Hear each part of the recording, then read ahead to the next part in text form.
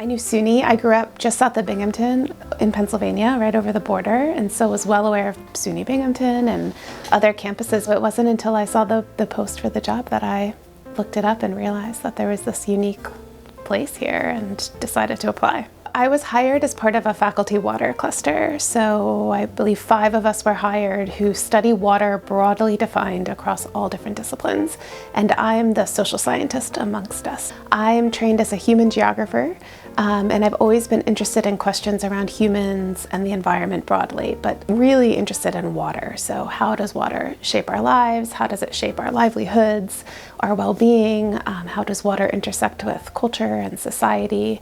And then increasingly really interested in water through flooding. So what do flooding events do at the community level? How do people respond? How are they adapting to changing flooding patterns? How do we prepare for flood disasters? How do we look at long-term recovery in a way that builds community equity and the ability to respond to future disasters? So I come in to study water, but from this very specific angle, while I have colleagues in the cluster who are hydrologists and things like this. In the spring semester, I teach a class called Water, Climate, and Society. So that's very fun for me because that's where I love to think and read and talk with students. That's a cross-listed upper level undergrad class, and grad students can also take it. That class is unique in that the final research product is actually a policy brief. So students need to come up with a topic of interest to them and develop a research-based science policy brief that's meant for a specific policy audience. I'm really trying to get students to think about,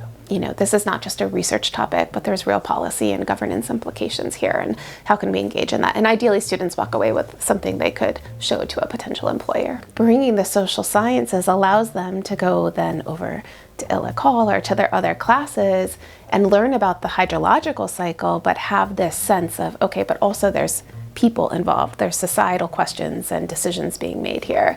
And so I think bringing that into the classroom at ESF specifically has this added benefit that then when our students are hired in fisheries or other water-based jobs, they in their mind know there's also this human social component that we have to be considering. I talk about the students being kind of surprised to think of water in this way, but I don't get resistance to that. People are not pushing back against that, and including faculty colleagues. I'm co-advising students with folks in EB. I've put in a proposal with somebody in SRM, right? People I think are actually seeking this out because I think as a society we're seeing that there's a people component, there's a social component to these problems and these solutions. I no longer feel like I'm having to convince people that social science is important. I think we're just having to say, like, we're here and we're ready to kind of all work together. But I'm finding really fruitful engagement across campus and opportunities from funding agencies. From the first semester here, I have just been blown away by the students. I mean, they come in, they're super engaged.